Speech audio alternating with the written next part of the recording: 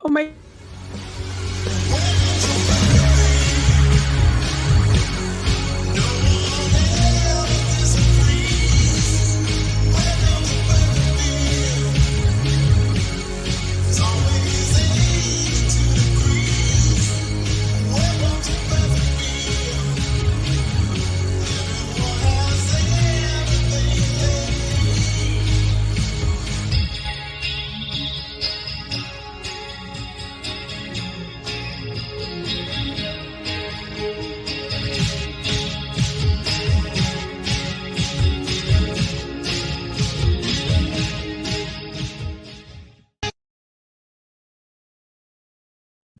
Hello, we're late.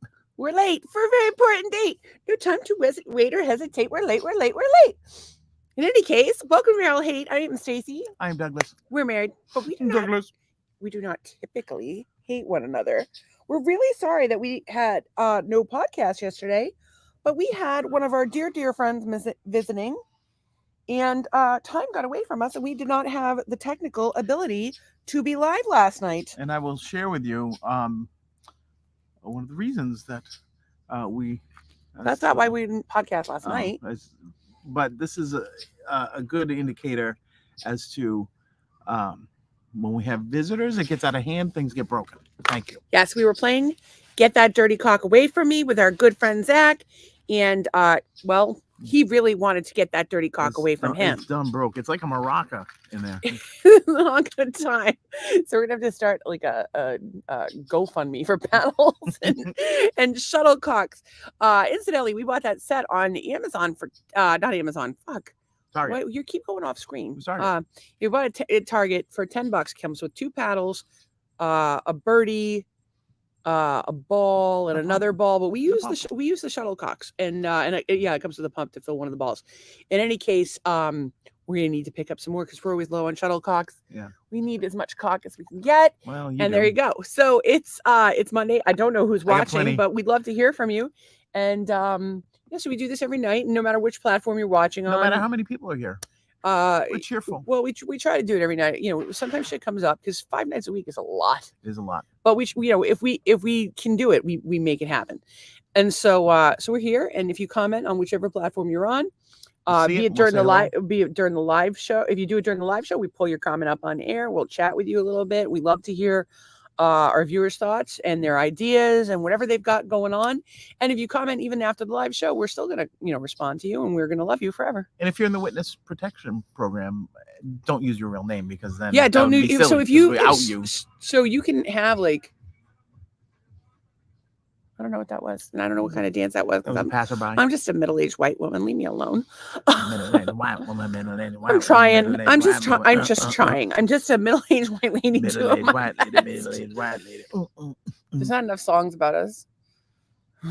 As long as about, being a Karen. I'm not a Karen. I'm a Stacy. We'll fuck you up. Oh, that's not nice. It's not that we're not nice. It's just that, like, I'm not going to tolerate people being fucking awful to anybody. Well, I'm going to be there to support everybody that I possibly can. That makes you a mama bear. And I'm gonna fuck you up if you I'm gonna call you on your shit because I love you, and that's what love is about. Love doesn't always feel good, people. So anyway, so our good friend Zach was here, and while he was here, I meant to broke the paddle. He broke the paddle, and I wanted to show you the shoes.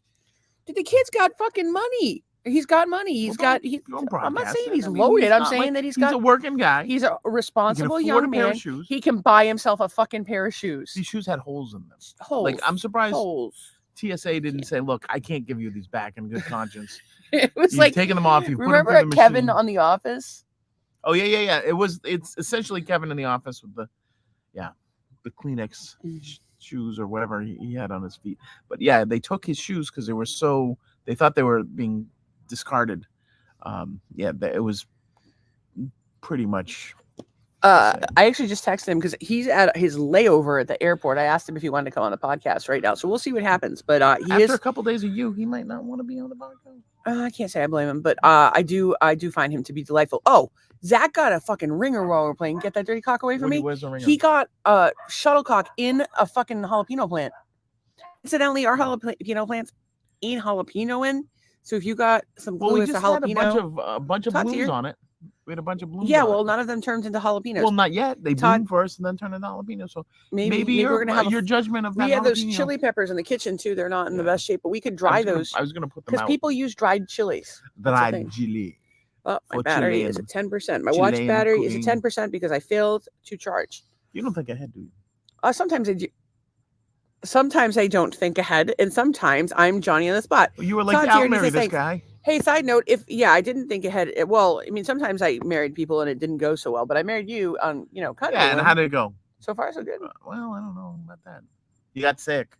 I got sick, but I do enjoy you. Maybe that wouldn't have happened. I do. Oh, you do enjoy? I do like you. I had been sick all along. I just didn't fucking know it yet. I thought it was me. You do make me sick on occasion, but usually not so much. So I do want to start off today. We're not super prepared tonight because, again, we're having fun with our friend. And we'll talk some more about that. But I did want to start off tonight. Our friend Anne, one of the master haters who everybody loves, is she had some medical testing today, and it really fucking knocked the shit out of her. And so without going into her personal details, well, I'm telling you now, if you could say a prayer for our friend Anne, we would really love it, because she's fucking awesome. Like, y'all have seen her on the podcast. She's just a really good egg, and we just love her to death. And she thinks I'm funny sometimes. No, she's Team Doug. She loves you. But she'll call you out on your shit too. Like, I got no shit. What are you crazy? She'll be like, I got nothing. Doug. And I'm like, we don't talk about that in front of Doug. Side note, I did get a little color this weekend. Yes, you did. As did I. This is a product that I highly recommend for anyone who goes in the sun ever. Solar Recovery. I think I've actually talked about this on the podcast. You probably have, but I don't think you've ever shown the lovely packaging. Solar available Recovery. at Whole Foods. Available Whole Foods, on Amazon, probably health food stores. You might even be able to make your own version of it. It's lovely. It's absolutely a fucking delight. Actually, we need to get the rest. I hate to say, because we may or may not be getting some sort of weather next week, but we need to get more lights up because it's hard to see us. It is. So I'm going to just run down the ingredients. It's reverse osmosis, filtered water. That's the way to do it. Vitamin E, calendula, lavender, sesame, geranium, chamomile, Roman chamomile, sandalwood, and French seaweed extract. It's a product of Zausner.com LLC. Guess where they're fucking from? Sanibel, Florida. Holy fuck! How did we not know that? Sanibel. We need to go talk to these people. So I want a job there. I believe in their product. Zausner.com LLC, Zausner.com LLC. We got to go talk to these guys. Sanibel is one of our favorite places on the planet. It's a hop, skip, in a very long bridge that gets destroyed by a Cat 5 hurricane away. Yeah, it's good stuff. I don't know what's going on next door. It's playing. Yeah. By the way, I went out to get the trash buckets tonight, and one of the kids basketball was playing basketball. The other kids are throwing the football. And basketball rolls down to my house, which is about 4 or 5 houses away. So I got it, and I throw it back to him. And then the other kid looks over, and I'm like, throw me the football. So I throw a football today. I love throwing the football. I love catching the football. So, but my point was to Doug was get out there and play with the kids more often. I thought it was creepy. Like, it's one thing to be kooky I'm not neighbor. saying take them into that's. I'm not saying give them a massage. I'm saying throw the football with the neighborhood kids. Offer them some popsicle. Be a positive role model, particularly. In a world where parents don't have a lot of time to spend with their kids. A lot of times, kids are raised in single family homes. If anytime they can have a positive influence outside of their own family, I would love to be a positive role model on anybody who would like my brand of positivity. I realized the other day. So kids in our neighborhood, if you see an old white man outside, he'll play ball with you. Right. And he'll try to be a positive role model, and until I hurt myself, and then I'll just go in. And then I'll kill you because he doesn't have any health insurance right now, and it's a problem. I realized. Well, you should have it tomorrow, so that's it could be on the way. It's just going to cost us a small. There's an old song called "Vehicle," and it starts out, "I'm the friendly stranger in the black sedan. Won't you hop inside my car?" I realized that I'm a stranger in a black sedan to most people. You do drive a black Volvo, but perhaps maybe while we're having the conversation about I don't know, being a positive role model to children. I was thinking about being creepy and being in a black sedan, hop inside my car. Yeah, but don't be creepy. I'm suggesting. I don't know any other way. I'm suggesting. Find a way to be a positive impact on the world around us and America's youth, a positive male role model in today's world by not being creepy. Well, I don't have candy in my car, but there is a tin of Trader Joe's mints, which I do enjoy. Yeah. Hey, what's going on with the money tree? Is it having fits over there? No, it's fine. We did have a hurricane last week, or the remnants. We didn't even bring our plants in. He moved the money tree like 2 feet. But no. I was getting all excited the night before. I did some things. I took the chairs and laid them down, all that stuff, windproofed things, and never showed up. So Millmore's here. Millmore into his house. Welcome. We missed you, Thomas of Millmore. We were thinking about you this weekend. Yeah. So actually, we brought in. You brought the banana hammocks down, and hammocks. That was pretty much it. And then and then it started moving north. So we're like, yeah, we're good. Zach put the banana hammocks back up, and today promptly took phone calls from them supporting his church youth group. He's got some. That's one way to affect the younger generation. I do want to talk about Zach just for a minute because I'm so fucking proud of that kid. Not our kid, obviously. And he's just, we've had the pleasure of, watching Zach grow up. We met him when he was 17? No, not even. Yeah, 17. No, not even. He wasn't 17? We met him at 17. Oh, maybe. He was 17, and I remember because I would drop F-bombs in front of him and say inappropriate things, and I would be like, oh my God, I can't say this in front of him. He's only 17. And then when he finally turned 18 and I could be my normal self, I was like, yes, I can be normal, Stacey. I don't know. Well, because I'd been dialing it back with my own kids for so many fucking years. So long story short, a friend of one of the kids then took... was my daughter's boyfriend's best friend. Yeah. At the time. They broke up. We kept Zach. So Zach had to go to his prom. Took our daughter. Took the daughter. In my Jeep. That's how much we love this kid. Yeah. I let him take my Jeep. Doors off with my daughter in it. And freezing out. Oh, it was freezing out. We were actually going to drive down to Kingston and put the top on for them, and then we decided not to because Kingston was just too far. And they drove home and they were cold. They had a blast. They had a really good time. Trace is here and she says, hi peeps. We missed you, Trace. She's got a new profile pic. I'd like to know who that is. She says, wow, lucky kid. Well, I'm going to tell you the rest of the story. So the first time we met Zach wasn't really meeting Zach. We were down, I think we were actually in Hyannis. I don't know where we were. It's not important. It's not important, but we were not home is the long and the short of it. And I actually think we might have been with Darcy.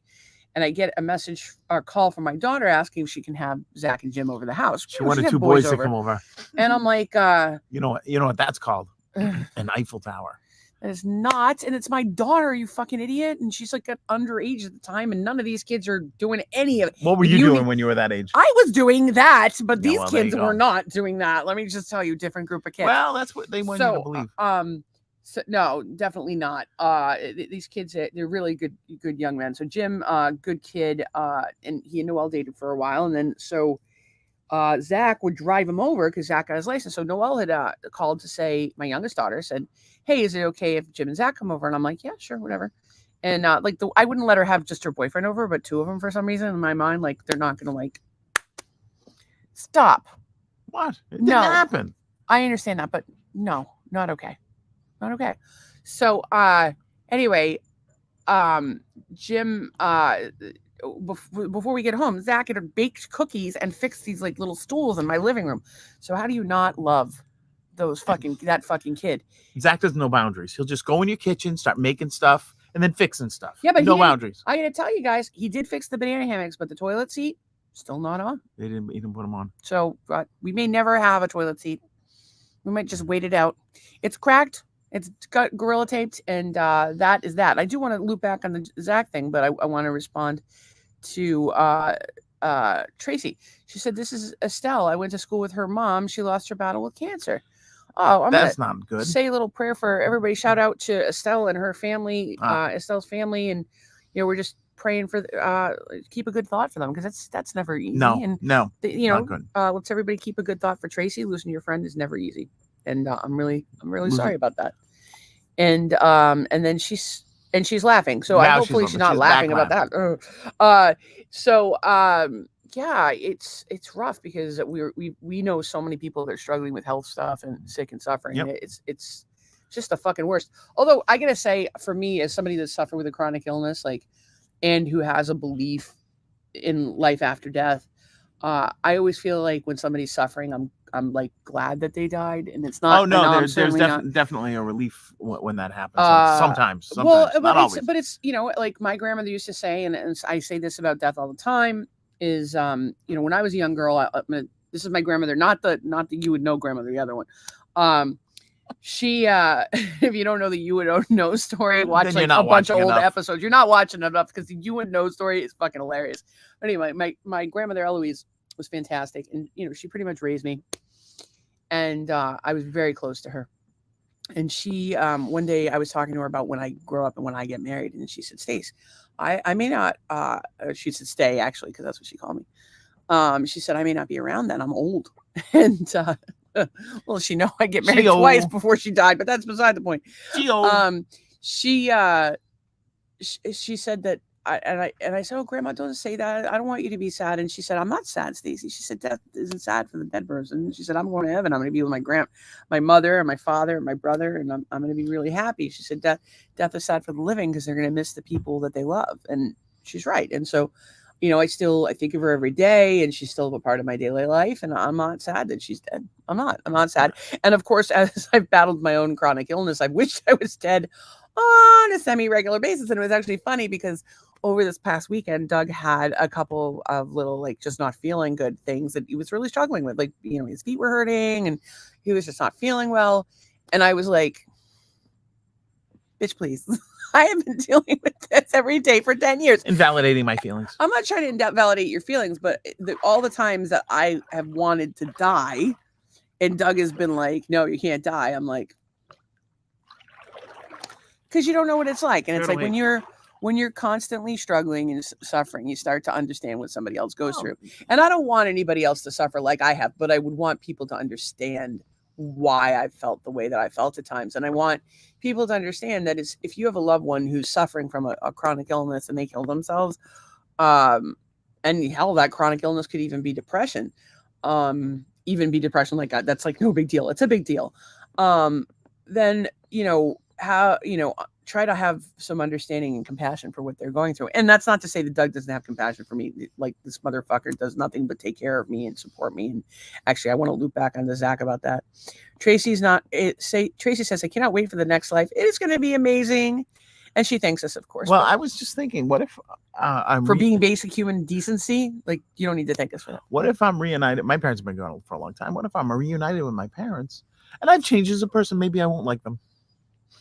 And then I'm stuck. Listen, I'm gonna drop some truth bombs right here. I think you got a lot of stuff.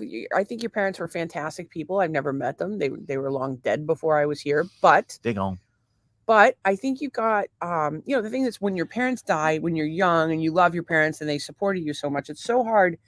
I think it's hard to address some of the things that they did that hurt you. And we all do stuff that hurts our kids. Our kids do stuff that hurts us, and we do things that hurt one another. We don't necessarily mean to, but I think, you're in a spot where, like, you had parents that everybody loved and they were very respected and they treated you well. And it's hard to be mad at them for stuff that fucked you up in life. But the reality is you get stuff to process. I mean, in my case, it's like blatant, like, oh, you have every reason to be pissed at your parents, but I'm not really pissed at my parents. Like, I realize, like, listen, I'm not pissed at my parents about their fuck ups of the past. I'm pissed at my parents about the shit they pull now. Like, I don't give a fuck about, like, you're 15 years old, you get pregnant, you're gonna fuck shit up. You're 17 years old, you get a girl pregnant, you're gonna fix shit up. It's when you're like 62 years old and making fucking bad choices that I have a fucking problem with you. Well, treat your daughter with a little fucking respect and compassion. I think that's the big difference. Like, you can, they did the best they could, and some was good, some was great, some was not so good, whatever. But when people don't even try, right? Or well, maybe they are trying, maybe they're doing, and the thing is, like, the therapist that we see, who's fantastic, by the way, her primary methodology is DBT, dialectical behavior therapy, and she talks about everybody's doing their best all the time. And she's right. Like, I'm sure both my parents are doing their best, but it's a waste, because I have two highly intelligent, incredibly charismatic, incredibly talented parents who I think could have certainly done better by me, but I'm not mad about that. What I'm mad about is the fact that there doesn't seem to be any care or concern for me, and I've been sick for fucking 10 years. I don't even know if my mother knows, my dad, whatever, but like they're dealing with their own shit, and I pray for them every day, and I've done my bit of processing that. But like, it's funny because I was having a conversation with my aunt the other day about my dad, and she was like, well, he said blah blah blah, and I'm like, no, that's just bullshit. That's just totally not true. And I used to like make excuses and just be like, yeah, like, that's, I love him and I pray for him every day, which is true. I do love him and I do pray for him every day, but I'm not going to like sit there and enable the fucking bullshit anymore. Like, get your shit together. You're better than this. You're better than what you're doing for your life. And I have welcomed you into my life. Love you, but you actually don't want to talk to me. And that's I think you're lost because I'm a fucking delight, as many of these people can tell you. But what I do want to say is, as much as you've got shit with your parents that you still need to work through, and I've got parents that maybe need to work through some of their shit. No, definitely need to work through some of their shit. I have friends that are fucking fantastic. And this weekend, and I'm going to cry while I say this, Zach was here, and that little fucker has saved my life in ways that he will never know. And like, this weekend, just hanging out with you guys, I've never felt so loved in my entire life. And you guys are always so good about taking care of me, and like, to the point where it can be annoying sometimes because you're like, don't do that. You're gonna overdo it. We're saving you from you. You try to save me from myself, but you guys always take care of me, and it's fantastic. And I've never felt so loved and cared for in my life as I do when you and Zach are around. So that's what family does. I'm really grateful for that. Sorry to be all crying all over you. Crying. And then we got all kinds of comments. He must be in a fucking plane right now because he's not responding to my text messages. Daniel says, I want to circle back to what Tracy said. I cannot wait for the next life. It's going to be amazing. I think that we're all going to end up, all the fucking master haters are going to end up somewhere together. Perhaps a hippie commune, cult, whatever.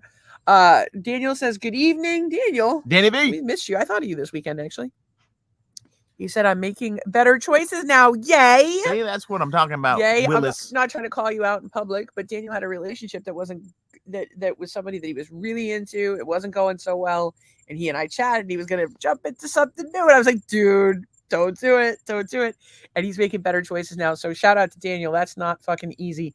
Sometimes it's a lot easier to jump from place to place than it is to resolve your own shit. That is very true. And he's working on him, and he's fucking rocking out and making great music. So That's impressive. Funky man. He is a funky man. Trey says, I try to learn best from my mistakes.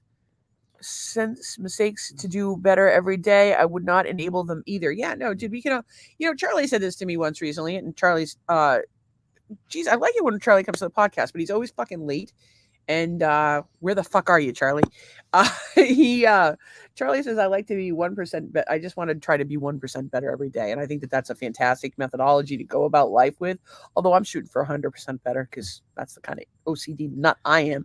Trey says, oh, this is an amazing heartfelt thank you. Yeah, no, you can't even know. You just can't. It used to be that Zach would hang out with Noelle and Jim would be like all like snugly on the couch, and Zach would be like third wheeling it. And so they would always call me down to hang out or whatever. And so Zach and I started cooking dinner together, and we called it the Stacy and Zach Cooking Show. And the funny thing is, Zach is more like my uncle, my older brother, who like disapproves of my behavior, than he is like a son to me. Like, people think he's my son all the time. Son. We've had people think he's my son, my boyfriend, my husband. Get that thing. Are you kidding me? No. Zach is like my older disapproving brother who thinks that I'm a fuck up. And he's probably right.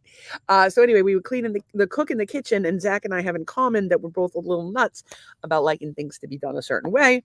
And so he would help me get it clean, and we'd get it cooked, and we'd have a good time. And he's severely dyslexic. And actually, it's really funny because I used his phone as a hotspot today, and he has it spelled F-H-O-N-E, which I'm sure he did as a joke. Yeah, that works. But he does. So I would read the recipes, and he would do most of the cooking and most of the cleaning, and that's what I would have to do. So we had a good time doing that. Trey said, I believe that we cycle through lives together. Oh yeah, there's a lot of people that believe that, like on motorcycles. No, they were talking about Oh, like you go reincarnation and then being connected to people in another life and then in your next life and so on and so forth. So yeah, I believe that shit. And Daniel says, I remember the last thing my dad said to me before he died. He said, "Be careful with that gun, Danny. That gun is loaded." And then he shot my his dad. God. He did not shoot his dad. That's why the dad He's died. talking about his dick. No, I think he's talking about he shot his dad just to watch him die, like Johnny Cash.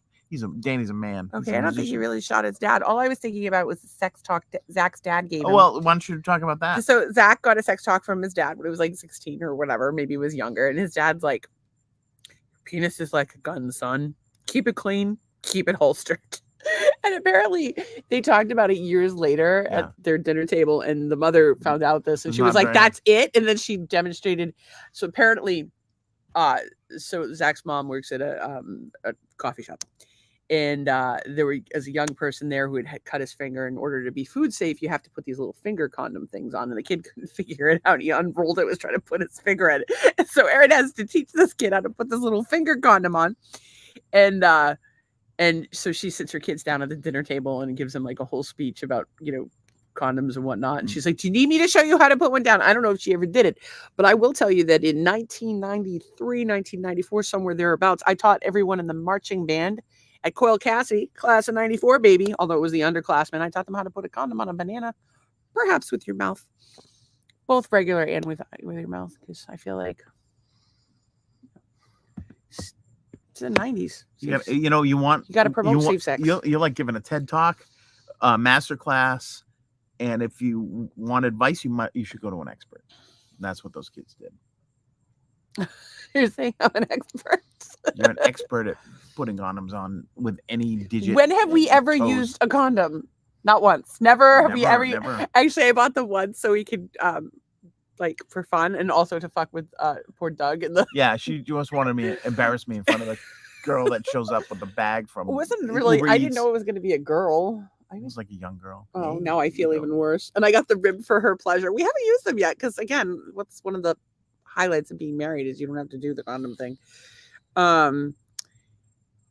Trace said, "I believe we are in purgatory right now." Actually, I'm really glad you mentioned that because I was thinking about it today.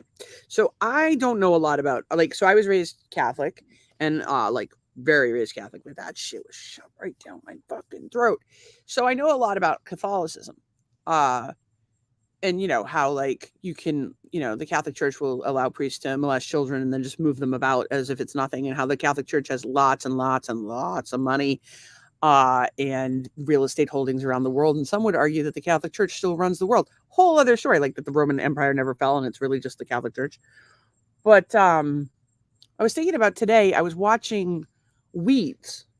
And it's the last season of Weeds. Great show, by the way. If you haven't watched it, highly recommended. Do you also recommend Weeds? Yeah, I'm kind of done with it though, because we watched it so many fucking times. 4? Yeah. Way more than that. So anyway, the show Weeds, there's this a season where they have a Jewish neighbor who she eventually goes on to marry, and he's a rabbi, and he's talking about how the Torah teaches that, again, this is me paraphrasing from a television show about Judaism. Don't quote it. This may go off the rails. But it could. But I found wisdom in it. He said that at every point in time, God puts us 10 spaces from heaven and hell, and he calls them Yitzhak something and Yitzhak something else. I can't remember. And again, if you're Jewish, the closest we can get, please chime in and correct us because I'm fucking this up. But it's a great sentiment, and so that at any minute we are 10 steps from heaven or hell. Just we get to make the choice, and so that life is all about choices. And there's so many things I like about Judaism. I mean, I don't like the no bacon thing, but apparently you don't have to not have bacon. That's only like fancy Jews. Like, you can be like a Reformed Jew and you can get away with all kinds of shit. But if you're a fancy Jew, you have to have sleep in it. They call themselves fancy Jews. I don't know. But okay, so there's just like Christianity and Catholicism. Oh, there's fancy Catholics that wear the big pointy hats. There's varying levels of your faith and how much you adhere to your faith.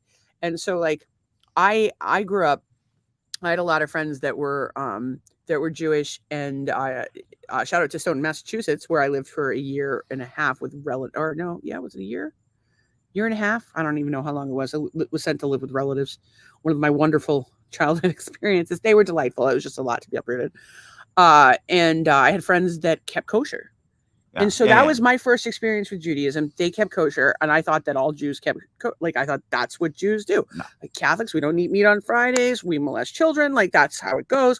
I thought that Jews kept kosher, and so I'm like 30 years old. I was probably 28, mid 20s, and I had a friend who was Jewish, and we went to get lunch at the Cheesecake Factory in Newton. If you're not familiar with Newton, Massachusetts, it's a very Jewish population. And if you're not familiar with me, I have a very loud voice and it tends to travel. And so I was like, oh, and this is the second time we've talked about this. The Cheesecake Factory mashed potato omelet, no longer on the menu to my knowledge, but they fucking make a mashed potato omelet that's the truth. I prefer a French omelet, very thin, very delicate, lovely. Boursin Cheese Dog's been making them for me circa the bear. However, this is an American style omelet with mashed potato, cheese, chives, and bacon. I like a little sour cream on mine. So I said, you should get this. It's the best thing on the menu. So my friend ordered it and it's coming out. And I go, oh my God, you cannot eat that. And he goes, why can't I eat it? And I go, you're Jewish. And he goes, Stacey, it's Newton. Everyone here is Jewish. And then he explained to me that not everyone keeps kosher. And but I've learned things about Hasidic, like since then I've always been fascinated. And I have a friend I went to high school with, we played ultimate frisbee together, who's a rabbi. So I occasionally ask him questions about the Jewish faith. I'd love to have him on sometime. And one of our daughters dated a young Jewish boy who was awful, but that had nothing to do with him being Jewish, just because he was shit. So we've learned some things along the years. Like there's this thing called a tzitzi. So if you ever see, it's like almost like an undershirt that has strings on the bottom. It's called a tzitzi, and it's a piece of fabric that more religious Jews will wear, and we called it a vested Jew, which you're totally not supposed to. Because it's like a vest, and he's Jewish. So he was standing in the vestibule of a restaurant one time at PK's, and somehow the vested Jew came to be. Yeah. Whatever. So in any case, and then we learned about like in some in like in a Hasidic Jewish household, during a woman's menstrual cycle, she has to sleep in she has to go out in the shed. You get your own room. You're unclean. I don't like that as a vibe, but I do think that like women need time for self-care, and I don't think enough women get that. And perhaps that's. And then there's like a whole thing where you can go for like you can go away to like a spa during that time. Like what?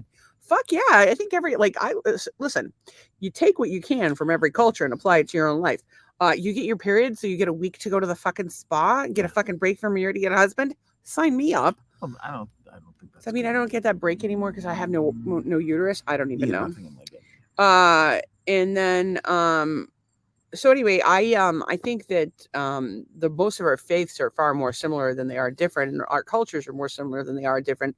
But if we learn about each other's faiths and cultures, maybe we can implement things that work for us into our lives. And I don't know, maybe have a little bit more compassion, understanding of what other people's life experiences are. Because I think if you understand things, it's a lot harder to hate. Who the fuck knows? I don't know. There seems to be a lot of people out there that just want to hate, and they're fucking miserable. So don't do that.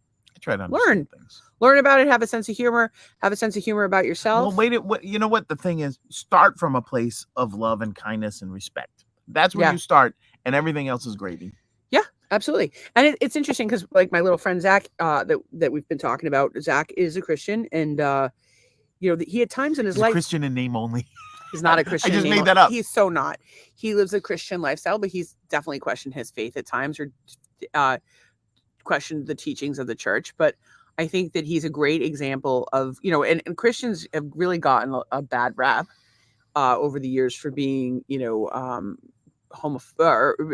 idea being that they're homophobic or judgmental or whatever. And don't get me wrong, there's certainly homophobic people in every group, and there's certainly judgmental people in every group. But I'll tell you that, like, this kid is solid as they come, and his faith is really important to him, and it's given him a great community, and he's given so much back to that community. So whatever your religion is, just don't be an asshole, and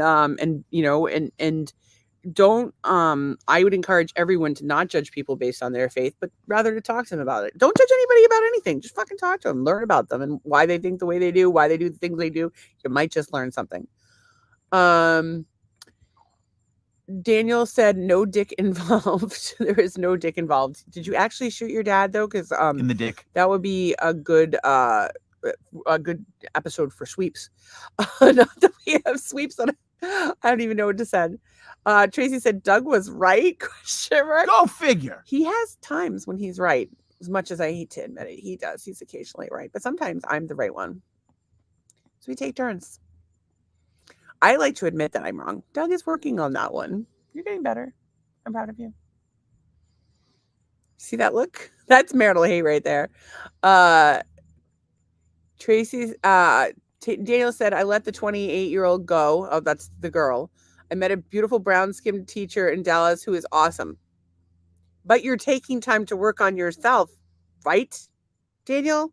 Right? I can't believe he shot his dad. Did you shoot your dad? Are you taking time to work on yourself? People. We have questions. Tom says the word you're looking for is orthodox. It's fancy. No, I like fancy better because there's Hasidic, there's Orthodox, there's a Reform. There's so many different ones. I'm going fancy. I also would like to state that one that Madonna was with the little bracelet, that's the Kabbalah, red string. Kabbalah. It's funny if I just. So I will say this. The red string Jews. I will say that that I'm never going to use the right words all the time, or even some of the time for that matter. But I do love and respect everyone, and one of the other things, we don't know the names of half the fucking birds in Florida. We call them fancy fucking birds. Yeah. So we're calling you a fancy Jew. That's that a means compliment. It's nice. You're good looking. We think you're fantastic. Yeah, plumage. We're excited about things you. Of that nature. Trace says this sounds a lot like Scientology and the 11 levels to obtain greatness. Without the electric shock. Yeah, I don't. There's no electric shock. They grab that machine. There's no electric shock. Have you ever done it? I've done it. Huh? I've done it. When have you done it? I went on a couple dates with a guy who drove a duck boat. His name was Ira. And I didn't know what I was doing, but he handed it to me one day and had me. He handed it to you and told me to try it. He handed so I did. It to I you. tried it. I don't know what it said, but no, he handed it to you. No, I never touched on his a parts. date. No, we never even kissed. Actually, we went out 2 or 3 times. Never even kissed. Yeah, right. But anyway, nice. I'm not lying about this. I don't appreciate you. He was fancy. I don't know if he was fancy or not. I didn't really get to. We just went out a couple times. He was a nice guy. And then Tom says sheets, magic clothes, and period shunning is only for the ultra orthodox weirdos. And that was from a viewer comment. That's a viewer comment. That's not my comment. Like, dude, we just said fancy. We just said fancy. And then Trace says a week away during your period. I bet that saves a lot of marriages and lives. I don't have the menstruation anymore because I had my uterus removed, but I got to tell you, it was not a good time for me. And particularly for people with chronic illnesses, especially Lyme, you will flare like a motherfucker. Flare. Oh my God. It was like the end scene of Carrie every month up in this bitch. It wasn't a good time. Descriptive. Sure. We like descriptive language. It was accurate. It was a bloodbath. It was a motherfucking bloodbath. That's why I got a hysterectomy. So you got to do what works for you. But yeah, I don't appreciate that. God, try to control yourself over there. I can't control. I can't now. I have no problems with my my bleeding anymore. Thank God, because I have too many problems. He said I did that. Daniel says I did that. He shot his dad last week. He did not shoot his dad last week. He said he took time to work on himself last week. That's not enough time. That is not enough time. If you're in a relationship that's a month long, give yourself a week. If you're in a relationship that's 2 months long, 6 months long, give yourself a month. If you're in a long-term relationship, give yourself 6 months. More time to work on you. Love you. More time. Still love you. Trace says, laughing my ass off at electric shock. Actually, it's funny because one of my friends from Scituate, by the way, never met the guy, friends with him, friends with his whole family. Yeah. I've only met one of them. Was traveling, Mike. Shout out to Mike. I don't know if he watches the podcast, but shout out to Mike. he's been traveling back and forth to fucking Clearwater on a semi-regular basis. I'm like, what are you doing, joining Scientology? There's been like 5 or 6 trips to fucking Clearwater. I swear to God, he's becoming a Scientologist. Maybe he did. But he's talking about moving to Texas. And I'm like, I thought you were joining Scientology. What's going on, man? So Texas is, I guess, his plan. A lot of people leaving the Commonwealth of Massachusetts because of taxes and real estate prices and not enjoying the political state, the cold. Yeah, all of those. Raking leaves. Trace said the Blair Witch Project. That's exactly what it is. It's the Blair Witch Project. I used to call it Shark Week, but Blair Witch Project seems very fitting. Well, you said you were having a flare. I know what you meant. It could be my flare. I'm not having a flare now. I'm doing great. I had a little allergic reaction to something I ate. I need to take some Antranex. Incidentally, if you do have allergic reactions to foods that you eat or food sensitivities and you don't know what's causing them and they keep happening, obviously a lot of people will go for food allergy testing. I've had 3-4 food allergy tests done now, and never picks up shit. Yeah, I don't think they're completely fucking accurate. Useless. Don't waste your fucking time. Don't waste your fucking money. I think when they jab your arm and then drop lobster on it, lobster drops, which is a great name for a band, by the way. That's what they did to me up and down my arm. So you just sit like that and everything's itchy and you're dying.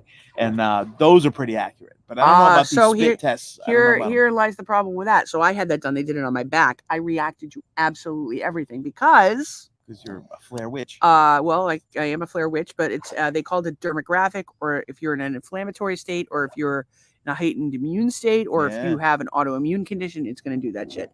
And so I would advise you rather, muscle testing in kinesiology is a great way to determine food allergies. But what I was going to talk about is what I've been doing to help me when I do have some sort of reaction to a food, because we still haven't been able to. I know peanuts, no bueno. I don't know what else. I think it might be sesame, but I could be wrong. So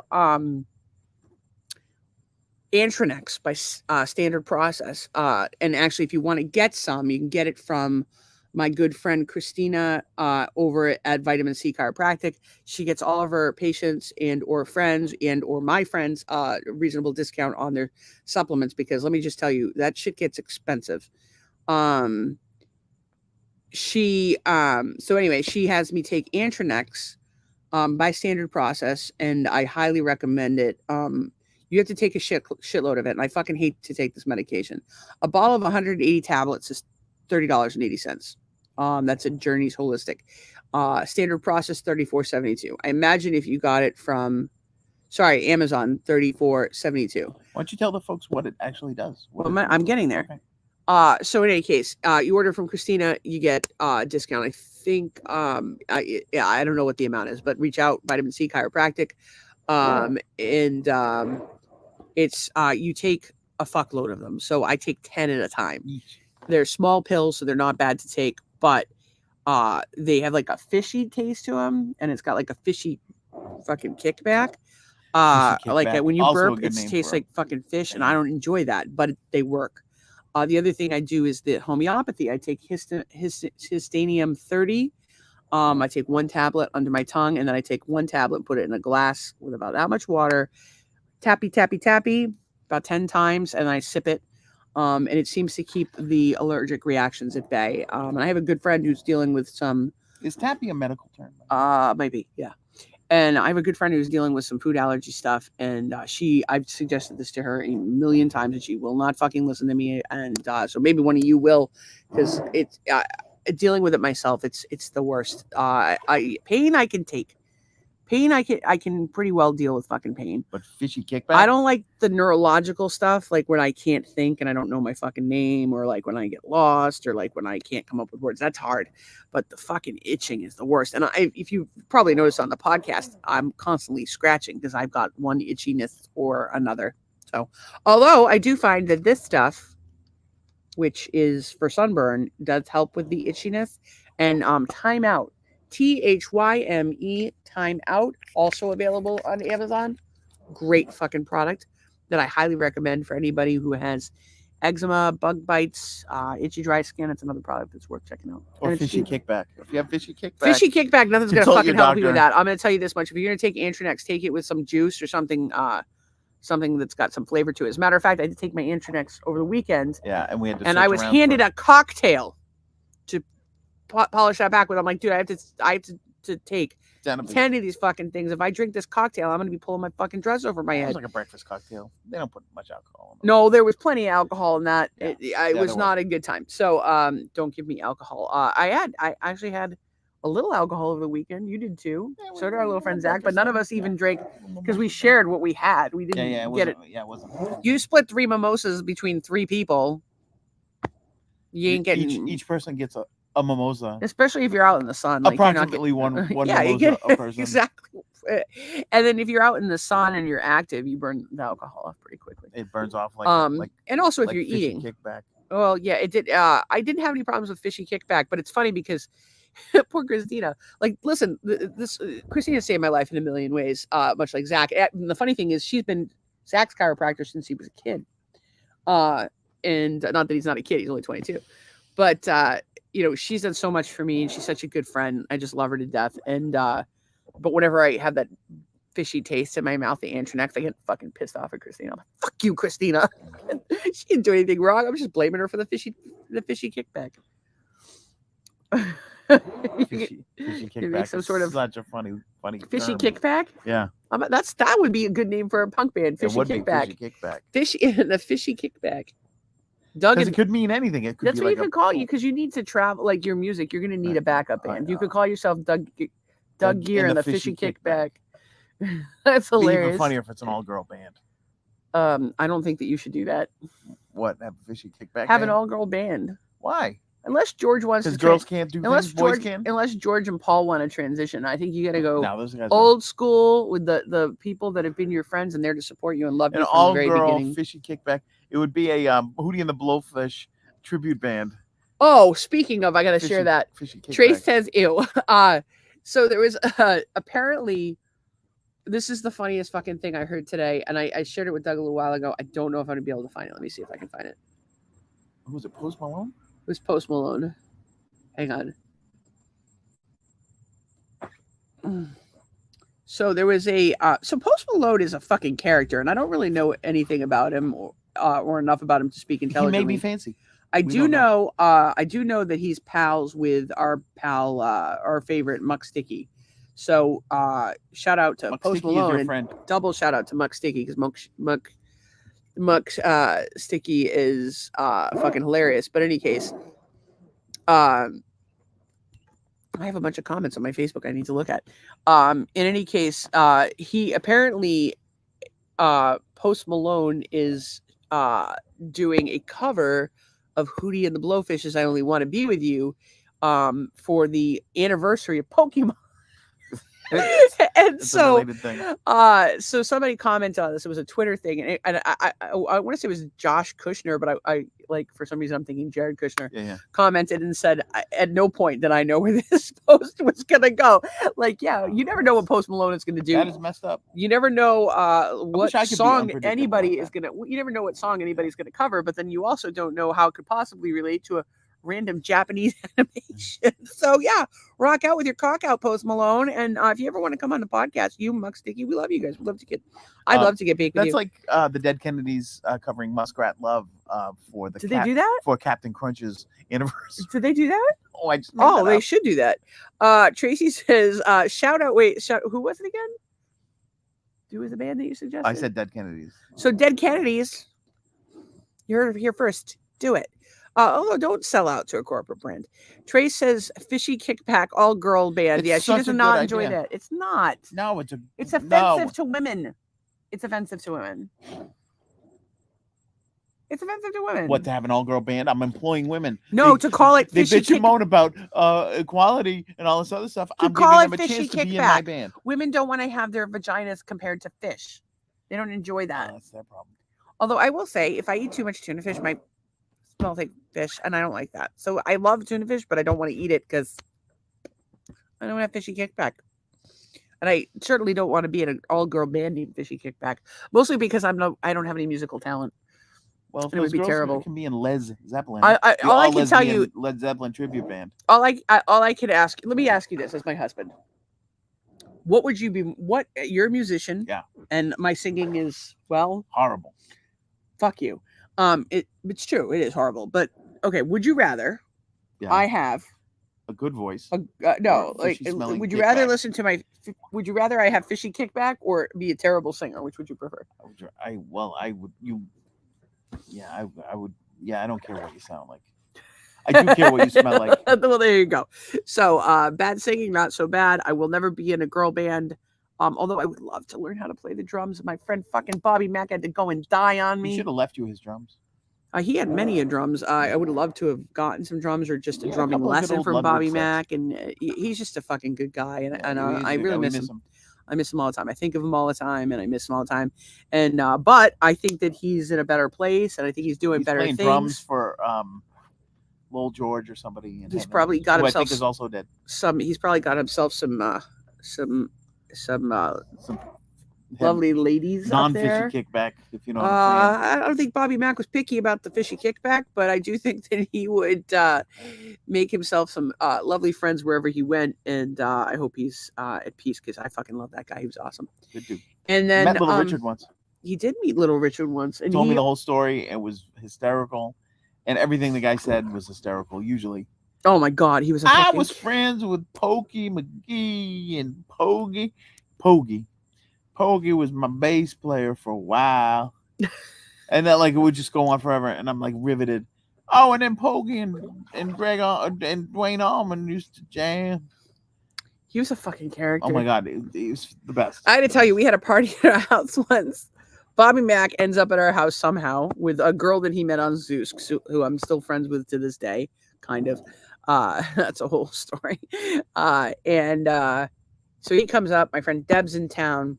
And we have a cookout that weekend. We invite everybody down. We're having a great time. And at this party, Bobby Mack pulls Deb aside and asks her if she has any cocaine. He's like a 68-year-old man asking for blow. It's a good party. It could be. We could ratchet it up a notch. And he mailed us some fucking moonshine. I don't even know what to say. He did. He mailed me moonshine with a note. And the note was like about 8 pages long. I think most of it was written on a it was in crayon. It was on a piece of a brown shopping bag. I think it was. I have it somewhere. Random things. No, it was like construction paper. Yeah, it was good stuff. Tracy said tonight's episode brought to you by Fishy Kickback. Let me just say, you, Bobby Mack, and Daniel form a band, and you call it Fishy Kickback. That's what heaven looks like. Doug, Daniel, and Bobby Mack in heaven with a band called Fishy Kickback. That's all right. I'll sing back up. And everybody will somehow no longer be offended by the name of the band because they're offended by the sound of my voice. But I think that Fishy Kickback needs like you know how there were some groups that had a song like Big Country or Talk. They had a song by the same name. Yeah. I think Fishy Kickback needs a song called Fishy Kickback. All right, before you start writing Fishy Kickback, which I do encourage you to do, you need to finish your current album. How's that fucking going? Well, if I had 5 minutes of downtime, I would. Yeah, you have not had 5 minutes of downtime recently, and it's not looking like it's happening anytime soon because next week he's flying to Massachusetts. Well, unless the tropical depression turns into a Cat 4 over the sea. Can you please stop that? Just saying. I'm just reporting to the people. I understand that. I'm just reporting it, but I'm just reporting, or I'm just saying the truth, or I'm just blah blah blah, is a constant thing that we do around here. When I'm saying we're not going to manifest that, we are going to have. You didn't let me finish. Week. Go ahead and finish. All the models are saying that it's going to wind up Category 4 and then just go kind of north out into the Atlantic and not threaten islands. It could threaten some islands. Let's hope it doesn't. Let's hope it doesn't threaten anything or air travel for that matter. And let's pray for all the folks up in Cedar Key, who I think are still fucking underwater. Our pal Huddy, who's up in Live Oak, had a little some trees down on his property. I think it looks like one's in the pool, but it looks like the pool is still holding water, so hopefully he's okay. None of the buildings on his property were severely damaged, but I think they're out of power. I did invite them to our guest room. Shout out to Huddy and his beautiful daughter Emily. We love you guys. You're welcome anytime. And so there's that. What else we got? So we just we were just fucking it's been a blur lately. We've been so busy. I've been feeling really good, guys. I've been feeling great.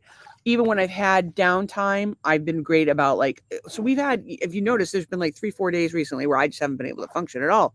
But it's been okay, I'm doing really good. And then I pace myself. I'm doing really good. And I pace myself. I haven't had, I can't remember the last time I was suicidal. which I realize like that seems to be like a pretty high marker, or like, oh, maybe you're taking suicide. One of those signs, 10 days since last time I was suicidal. Yeah, that would be a good one. It's a good incentive not to. But I want to, like, suicide's not something I take lightly, but let me just tell you, if you've been dealing with what I've been dealing with for 10 years, you would probably have some feelings on the topic as well.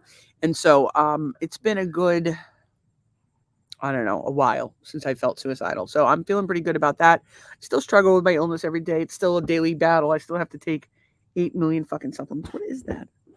I think it's a piece of plastic that somebody opened something today, and there's plastic thrown into the pool. What did anybody open? I don't know, but there was a piece of plastic over there, like cellophane kind of thing. This is good because we're in the middle of a podcast, squirrel. I know, but it's not. It's like a piece of paper. Well, I blame Zach. Maybe it's a fortune. It's like a piece of paper, and our pool filter's not fucking working. So there's that. Okay, so that interruption was brought to you by ADD. Squirrel. ADD. It's what's for dinner. I don't know. I was told by Ann tonight that we should resume our battle of the animals. Because she's not here. Because she's not feeling so hot. I think the animals, we've gotten down to like the final 4. We're not even down to the final 4, but I will tell you that Ann was, she sent me an article. Well, she didn't send me an article. She sent, guys, you got to send the article, not a screenshot of the article. I could look up the article, but she sent me a thing about a battle between ants and roaches and who would win. Oh. We saw a fucking massive fucking flying fucking palmetto bug this weekend. It was this big. Not in our house, thank God. And we saw a Luna moth. We did see a Luna moth. Florida. Let me just tell you something. Florida, we've got the fucking animals here, like animals and birds and things. Bird, yeah. I think that, you know why I think they live here is there's the no income tax. It could be the no income tax. It could be the beautiful weather. Nobody cares. It could be the beautiful weather. Those trees are hardy. Actually, it's funny because I was talking to Zach about. We ended up talking to somebody. We were looking at HVAC jobs in Florida. Not that he's planning on moving down here. He's no plans to do so. Much to my chagrin. But we were just talking about what he makes versus what HVAC guys down here make, and they're making $10+ less an hour. And the cost of living down here is catching up with New England. I mean, we're from Scituate. Scituate. Scituate, you can't buy. I don't think you can buy a house in Scituate for less than $500,000 now. Let me check. At least $500,000. Let's look. Let's look. This will be fun. Why do you have to be a dick? I'm not being a dick. I'm using a reference. I think you could. I think you still can get houses in Florida for like under $250, depending on where you are. Oh yeah, you can get something. Yeah, I don't think you can get anything under $250, and probably in Massachusetts. That's a big. You probably could in like, I don't know, where's Phil live? Barry, Mass. If you're in the middle of fucking nowhere, probably, but. Maybe the Berkshires, because there's Squatch out there. Squatcher, you don't want to live anywhere with a Squatcher because they bang on your house at night, set off your motion detector. It's not good. Price. Look it up. October Mountain. Look it up. Yeah, it's all right. Lowest price. Current lowest priced home in the town of Scituate for sale is. You guess. Guess. I'm thinking at least $599. $595. 3-bedroom, 1-bath, 864 square foot house for $595,000. Seasonal cottage, I bet. I don't think it's a seasonal cottage, but I think somebody's gonna buy that shit and tear it the fuck. It's currently contingent. Why are you paying $595,000 for an 864 square foot house? Are you crazy? $545,000. Maybe. Andrea was talking about selling a half acre for $300,000. And she's on a busy road, but she does live in a beautiful piece of land backs up to the Ellis Estate. Shout out to the Ellis Estate. And fuck the town of fucking Scituate for the shit that they did with the fucking Ellis land. If you like brown water, it's a good place to live. Yeah, there's things I like. But like, the next price up in Scituate is $675. $675. For what? What do you get for that? 3-bedroom, 1.5 bath, 1,600 square feet, and in need of a kitchen. Needs a kitchen. 6 large, you get to live in Scituate. Definitely needs updating. I mean, it's got hardwood, so that's nice. It's got a nice outdoor shower, nice shed on the property, but it doesn't look like it even has a garage. That seems $675. Depending on where that is, that it's on Ridge Hill Road. I don't even know where that is. Here's another one, $949 on First Port Parish. This is a beautiful it's a nice road. colonial 3,000 square foot house. Gorgeous. 6-bedroom, 2.5 bath house for $949. I can get behind that. But a lot of people are not. Here's one on Hummerock. 4-bedroom, 2 bath, 1.1. 3-bedroom, 1.5 bath on Collier, 1.2. A lot of people are not selling their houses right now because they've got really nice low interest rates. Oh, for those of you not paying attention, RFK Jr. technically, I think, right? Yes, the one that's not dead. The non-dead Kennedy that is running for president, and I don't think has a snowball chance in hell. And to date, does he have security? Don't know. Let me just tell you something. I don't see myself, y'all know I'm a big libertarian conspiracy nut. He's probably the only liberal I could ever see myself voting for. I don't know that I would in this election. However, smart dude. I like a lot of his ideas. And one of his ideas is, and it's going to be interesting to see what happens. So one of his ideas is to have, he recently came out with this, 3% interest backed by the federal government. So like right now, if you're eligible for a VA loan, meaning you're a veteran, you're eligible for, you get 0% down government guarantee by the federal government. What he wants to institute is a 3% guarantee. So meaning that that banks give you a loan for 3%. At a 3% rate, and this is only for residential buyers, not for second homes, not for investment properties, not from investment groups like BlackRock, who are fucking buying everything and driving the price of real estate through the fucking roof. Is what they're going to do is guarantee 3% loans for anybody, within reasonable. Well, I think that's probably a great idea. I think, but you got to watch. Like, remember with the housing collapse of 2008-9, whatever that was. They were giving loans to like everybody, and everybody was just defaulting on them. Well, so I think you got to be really careful, especially then, when the government's involved. But they were giving. First of all, anytime the government intervenes, we can start to get into dicey area. One, dicey. But two, a lot of the issue is regarding greed and people being priced out of homes. And there was a lot done post World War II to make homes affordable. Yeah. I mean, my grandparents paid $2,800 for their house, and they lived in that house, and they took very good care of it for decades. People need a place to live. People need to be able to fucking survive somehow. Actually, it was funny because I was talking to Kathy about this today. My friend who owns Rugworthy. Look it up on Facebook. RUGWIRTHY. Rugworthy. We actually ordered. I've got to pick it up from her. Buffalo Bills little rug for Doug. Go Bills. And she. She's working full time at her job. She works for an HVAC company, and she's working on her little rug business. And she just never fucking gets a break. And it's like, I wish it was just her. I wish it not that I wish it was her, but like it sucks. She's fucking struggling like this. But it's everybody. Everybody's fucking struggling in some way. It's us too. I mean, it's us. Obviously, it's us, right? Like you guys know. We don't know what's going to happen with our lease, and like it would be great if we could stay another year until we can get our ducks in a row and buy a house, but. Who knows what the fuck is going to happen? But we're just going to pray to God and have a little faith that things will work out. 800 square foot house. Yeah, we ain't buying that shit. But you can't. Yeah, I mean, there's a reason why things cost more up there. But Zach, I don't see him going anywhere anytime soon. He's got a sweetheart of a deal on his house. I think we've talked about it. He's got his family there. He's got his friends. He's got his community. But he can take occasional visits to Florida, visit us and his grandparents, and leave socks. Yeah, he leaves fucking socks. As a matter of fact, the first night he got here, I had gotten up for something, and we're getting ready to go to bed, and I opened the bedroom door to go in the kitchen to get something, and Zach was like literally there putting his socks on the ground, so Doug found him in the morning, and he scared the shit out of me. I scremed. Because you used to leave his socks all over our old house. Yeah, there's none in the pool right now, but I think that there's one in the china cabinet. So he does. We always had a problem because Zach would always take his socks off and leave them. And Doug and Zach sometimes wear the same socks and sometimes not. And so their socks would always get mixed up. And it's a whole thing. But this poor kid, like, he has holes in his shoes. So he needs some fucking shoes. I don't know. Maybe he's buying some shoes while he's sitting at the airport right now. Or maybe he's taking a nap at the airport. He's probably we should go on Amazon and find the cheapest pair of sneakers. And send them to him? Just the cheapest, ugliest. You know what everybody's wearing for sneakers is those hookah shoes. What's a hookah shoe? They're hookah, Hooka, I think. I don't know what that is. I don't know, but they're apparently very comfortable. Oh. You need to.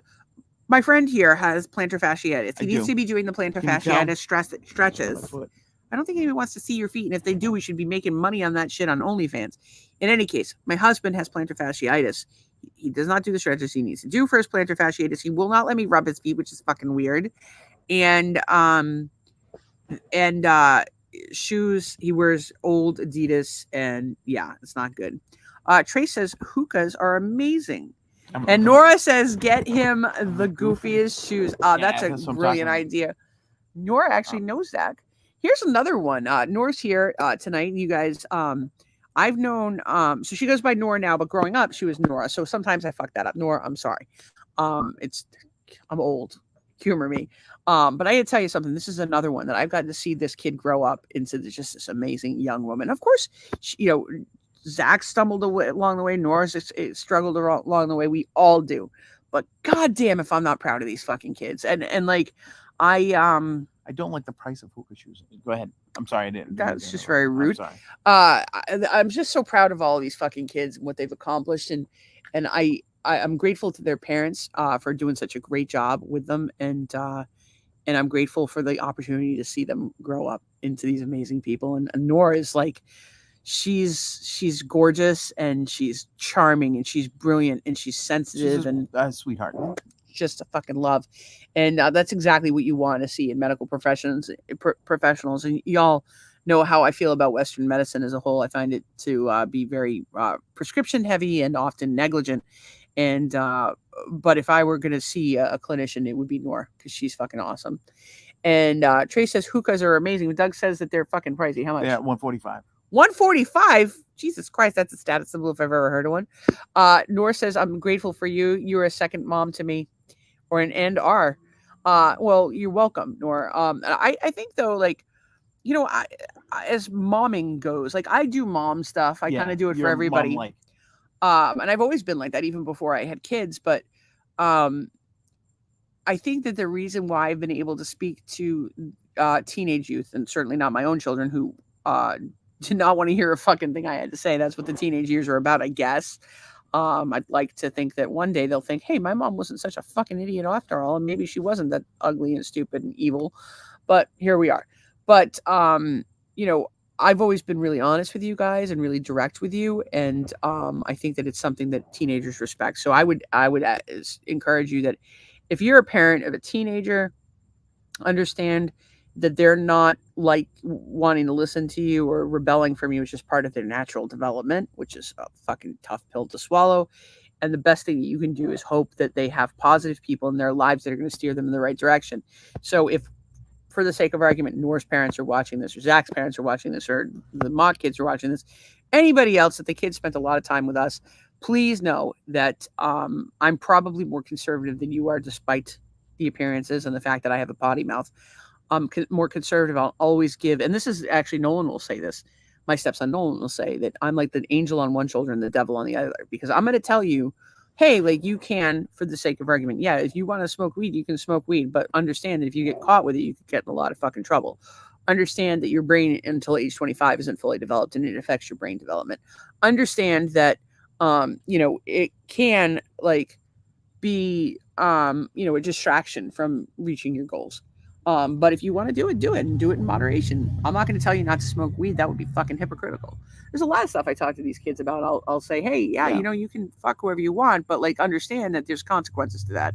AIDS, other STDs, just emotional complications of it. And, especially for young women, it's like a lot of young women, they think that sex and love are the same, and there's nothing even close. Like, and if you want a man to, if you want to, have a relationship with a man, the way to do it is not to sleep with them.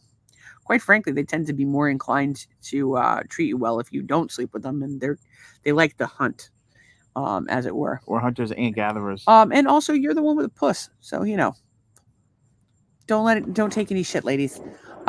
Trace says they are expensive, and Nora says my parents are not watching. Yeah, thank God for that, because your parents are very nice people. They probably like you at the moment. Like, oh my God, I had the best. They're the nicest people. Nora's parents are the nicest people you'll ever meet in your life. And I got to tell you the story about Christmas one year. So every year on Christmas, I used to make a Portuguese roast, which is just a pot roast with fucking chorizo and tomatoes. And they fucking they're Muslim. We go to sit down for dinner, and Mohammed asked me, "Is there pork in this?" And I'm like, "Oh fuck!" Fortunately, they'd brought over 108%. Yeah, fortunately, they'd brought over a ton of Egyptian food. That was, by the way, get yourself. I mean, go to an Egyptian restaurant. Go to some Egyptian friends. Get yourself some Egyptian friends. They can fucking cook. The food is awesome. Nora said the mocks are still a huge part of my life. We have family dinner every other week. We talked about Walker and Raz the other day.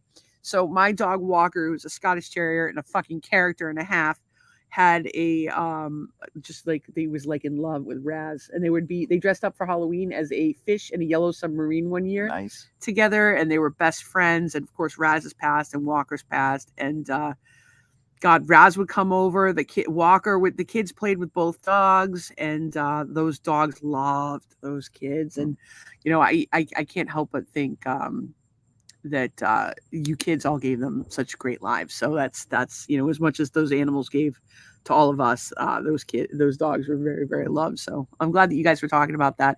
And please tell them, please send our love. I haven't talked to anybody, any mocks lately, and I really need to. Trace said I had Egyptian bosses and they always brought me some amazing food.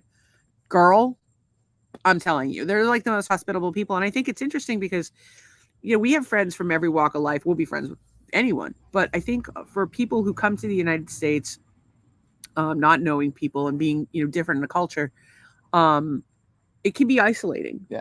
And when you're kind to someone, an immigrant that comes to the United States, you wouldn't believe how fucking wonderful these people will be. They're so happy to have you. They're so happy to be part of your community and teach you about their culture. Fucking lean into that shit. What, you can spend thousands of dollars to travel the world or watch the Travel Channel. Why would you do that when you can like hang out with the Mooses, or anyone, you know, from any culture? So we dig that shit. I don't know. That's my vibe.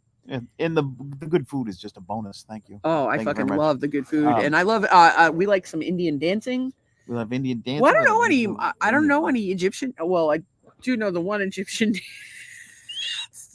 I'm so sorry, Nora. I can't even. Are you thinking about walk like an Egyptian? That's the only thing. Not an Egyptian dance.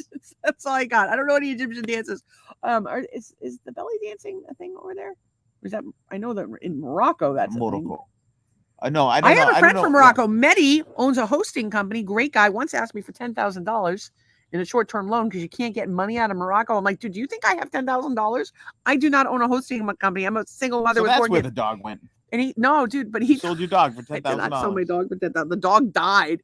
But the like I have a lot of friends who have a lot of money and they don't understand when people don't have money. They think they're like, why don't you have money? I'm like, I'm a single mom with 4 kids. And she says, amen. Trey says, amen to that. She said, Ames to that. Ames to that. Go to Ames. Oh my God, I fucking miss Ames. Ames was awesome. Well, we have plenty of stuff. Nora, I don't even know if you're old enough to remember Ames. Let us know if you are. I remember Zayres. Tracy says, amen. Oh, let's talk about old school. Zayres is the best. Old school department stores. Caldors. Woolworth. Lechmere. Grants. Ames. Oh, what the fuck is Gramps? Edgar's. Grants was better. Was a better version of Woolworths. Edgar's. It was like Ames. the next, Caldor. Yeah. You know where I don't want to go? Fucking Walmart. What about Christmas tree shop? Oh my God, the Christmas tree shop is gone. I don't miss it as much because we'd only gone to like the Estero one once. Yeah. We did find a store called At Home that we dig. And then of course you've got Ollie's. At Home is like newfangled Building 19. Yeah, Ollie's is like a Building 19 reboot. We even have them down here, but we went to At Home recently. At Home is like a combination of like Pier 1 and the Christmas tree shop and like in the good section at Target with the stuff. And like a little Costco-y because it's like kind of warehouse stuff. Well, here's the thing, like just so that people know, like we haven't been able to shop for like in a store for things for our home. For 2 reasons. Right? 1, we've been broke. And 2, it's been very hard for me to leave the house. And so like things like a nice throw pillow or a nice we lose our fucking mind about that decor. shit. Like a piece of decor. It doesn't even dawn on us anymore that we could actually have decor. No, we don't. We just have some, but we like what we have. It's not everybody's jam, but like we like the stuff that we have. Like I don't know. We just dig it. So Nora says she has no idea what Ames is. So it's kind of like Bradley's. If she doesn't know what Bradley's is either. No, Ames is like shitty Target. Yeah, pretty much. Yeah. It's like a shitty Target, and like stuff is cheaper, and you can get stuff, and Ames. That's what it was called. So it's shitty Target. Target and Walmart basically put those companies out of business. Was? Yeah, because it was. I'm trying to think. Like Kohl's is mostly clothes, but they had some clothes. They had clothes. No, it was shitty Target. They had everything. There was shitty department. There was shitty Target. Just shitty Target. Not like Target is a nicer version of Ames. I don't know if anybody remembers, but Walmart used to have a pet department and sell fish. I've had fish from Walmart. They don't. And hamsters. They don't do so well. And then Trey says Ames, Kmart, Caldors, Zayres, and Building 19. Kmart. Fucking Building 19. Listen. I think Kmart might technically still be open, but they have like 4 locations. I don't even know what happened. Is Sears at all? I don't Sears even know. is still. They still have. There's a Sears location in Massachusetts. Will Sears Craftsman Tools ever no longer be a thing? I think other people carry. Yeah, Sears but Craftsman. I think they sold the Craftsman business to somebody. It's an independent. I have a Sears Craftsman at Home Depot I have the best fucking Craftsman story ever. So my grandfather George, we talked about before. Doug thinks he was a Nazi. I think perhaps they don't give you a Bronze Star for fighting Nazis if you are a Nazi. But what the fuck do I know? In any case, my grandfather, he was a very frugal man, and understandably, he was, born in 1919. His family owned a farm, and he had raised 6 children. Like, he's got all the reasons for being a frugal man.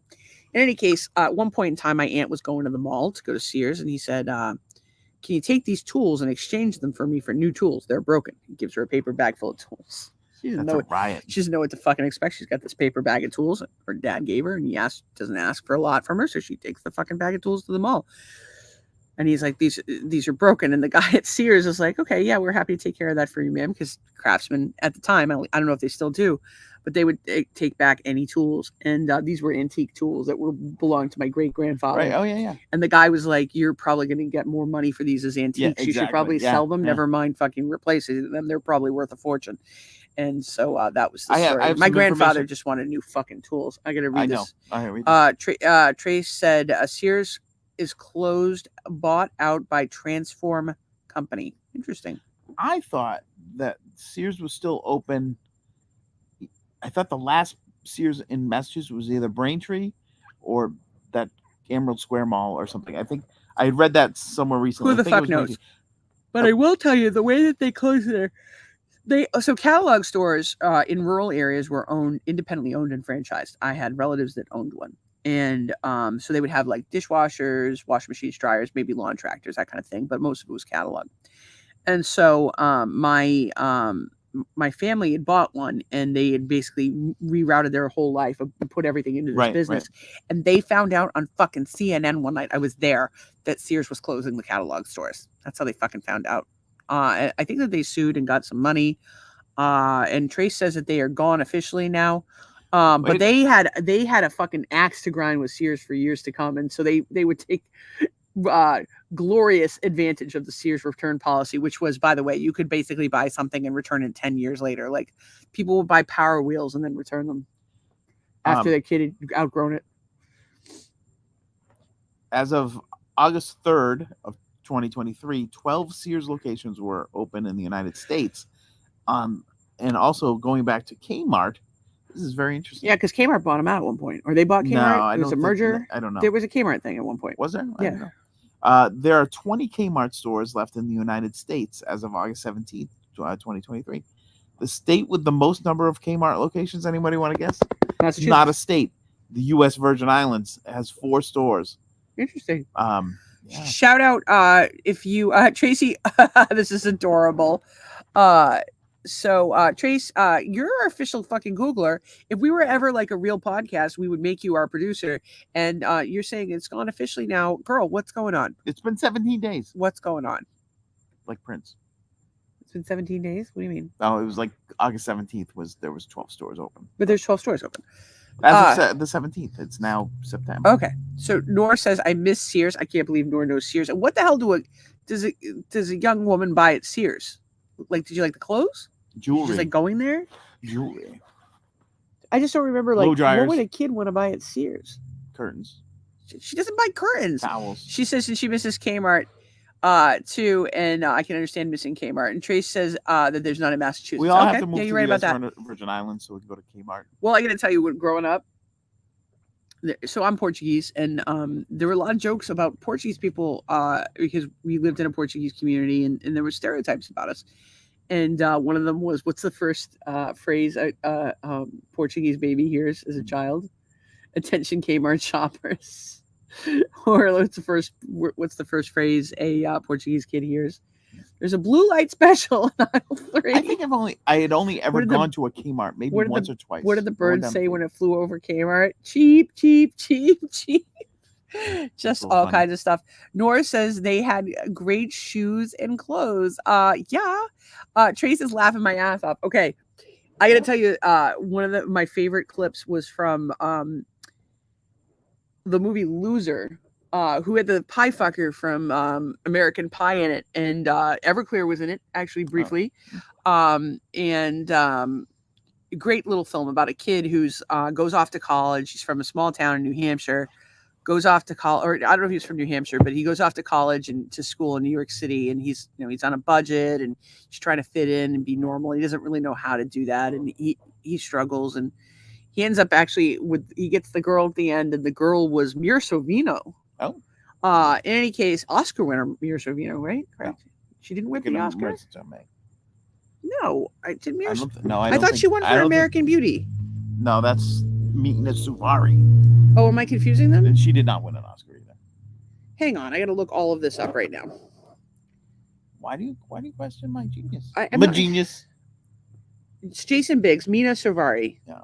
So Mina Suvari did not win anything? Not for that movie, no. What did she win for? She didn't win anything ever. She won nothing. No, I thought somebody won for that movie. I don't even think it won. Kevin Spacey might have won, but I think it may have won Best Picture that year. But I don't know. Mina Suvari was in it for 4 seconds. So she won in American Beauty. She wasn't in it very long. Yes, she was. She was ancillary. She was not ancillary. Kevin Spacey was gonna fuck her. Oh. And she was a virgin. Have you not seen this movie? That was a long time ago. Oh Kevin my Spacey's god. Weird. He's Kevin Spacey is more than weird. He's a fucking dirtbag. Let's pull this up. Legend. Pulling it up. I gotta know. Synopsis, taglines, plot summary, keywords. Normally they have the. In any case, in the movie, I'm gonna have to look this up. In the movie, there's a point where he's got these. He's wearing these jeans that are like low-rise jeans, like hanging off your ass, like the kids were doing. Yeah. But with like boxers up top. Yeah. And he's like, at one point, Sears did a catalog called Hip. My mom was trying to help me be cooler, so she bought me these like Sears clothing line for like trying to make hip hop wear for America, for the heartland. Yeah. And he had these pants that were basically boxer shorts with jeans sewn down so that your ass hung out, which I'll never fucking understand for the life of me. And if you know anything about the history of wearing your pants low slung like that, it meant in prison that you were open for gay sex. Oh. So there you go. Nora says, for the record, I remember Filene's Basement. I fucking loved Filene's Basement. I brought 2 of my prom dresses at Filene's Basement. Yeah, that was a good. Filene's Basement was the shit. Well, it was funny because it used to be like good, like leftover stuff from Filene's, and then it just started getting like their own stuff. You know, like all the outlets, they get like sort of crappily produced in the feeling of. All right. Why can't I find the goddamn awards? Did you find it? I found it. It won 5. Here it is. Won 5 Oscars. And one Best Picture, Best Actor in a Leading Role, Best Director, Best Writing Screenplay, blah blah blah. And Lead Actress. Look at that. Wait, it didn't win. He only so it won Picture, Actor. So who was a nominee for Lead Actress? Annette Bening, who was the wife. Wow. I actually thought she was fantastic in that role. In any case, I miss Filene's Basement. I miss all these old stories. I miss when Kevin Spacey wasn't a fucking creep. Well, although he was a fucking creep in 7, we should have fucking known. Because I hadn't watched 7. I didn't see 7 until, I want to say, around 2001. And if you haven't seen the movie 7, I highly recommend it. It's fucking terrifying. But I watched it, like, I woke up in the middle of the night, couldn't sleep, flipping channels, and this comes on. I'm like, oh, I've never seen this. Yeah, it's a nice movie to go back to sleep to. And I'm home by myself with the kids, and they were little, and I'm watching this movie, and it's it's a movie, and Kevin Spacey is in it, and he's fucking nuts. And what's in the box? What's in the box? You got to see it. I don't want to spoil the ending for you. It was Morgan Freeman, Brad Pitt. Morgan Freeman, Brad Pitt, Gwyneth Paltrow, Kevin Spacey. Just a fantastic fucking movie. But God, is it a mind fuck? And the whole thing about it's basically the 7 deadly sins, but there's this whole fucking suit thing that is fucked up, where this guy has to put the suit on and fuck this chick. It's really fucking fucked up. Paltrow's in it. There was a few random people. I'm like, wait, where do I know that person from? It's movies like that, and later looked it up, and sure enough, it was Kevin Smith. It's movies Kevin like Spacey. that, and storylines like that, and evil that like that make me question like humanity. Like I don't. Well, the reality is whenever you watch a movie, right, like or a television show, or you read a book or whatever, the idea came from somewhere. I know. And it's like, that's the scary part. was it like, okay, they had a really fucking sick sense of humor like you and I do, or mostly me, where they see something and their mind just goes down this crazy rabbit hole, or like, is it really based on truth? And it's interesting because I hadn't seen the film Guardians of the Galaxy, but recently I read something that made me want to watch it, so it's on my list of films to watch, because they're talking about people from other planets and their relationship with Earth or something. I'm not really sure, but it's like, now we're finding out like aliens are a real fucking thing. So how do we they might be a real thing, but they're not coming here. Maybe they are, maybe they aren't. Maybe we've had a relationship with them for a very long fucking time. A lot of people believe that. Well, there are some things like pyramids and there's weird stuff, questionable stuff, but I will weird stuff. But I will say that I'm interested in it. But it's funny because there's a sect of people that are like aliens or the devil. How the fuck do you know that? No, it could be. I'm not putting a judgment on anybody until I fucking know for myself. Because as we've discussed many times on this podcast, is that you sure as fuck can't trust the media. And it's really hard to know who to trust and who not to trust. You have to really think critically about absolutely everything you observe. I think about like how people think like, oh, aliens will be like 2 legs, 2 arms, hands, eyes, stuff like that. When there's things on this planet that don't have those, that are incredible, like the octopus, or this people are like, they need to have a very, like, they need a very people. There are people in this world that need a very narrow and defined worldview so that they can feel safe. And that's the problem, is that when you think about how fucked up shit can be, or like crazy shit can be, or how wow, that's crazy, it really throws your world into like, you don't feel you feel less safe, I guess. Well, it's like that thing where you're like watching that fucking python in the tree in Australia. That doesn't make me feel fucking safe, but but like, if you stop to think, we're on a spinning rock that spins around a thing that's on fire in vast nothingness. Like, as Trace pointed out here, down the rabbit hole we go. Which is the theme of my tattoo.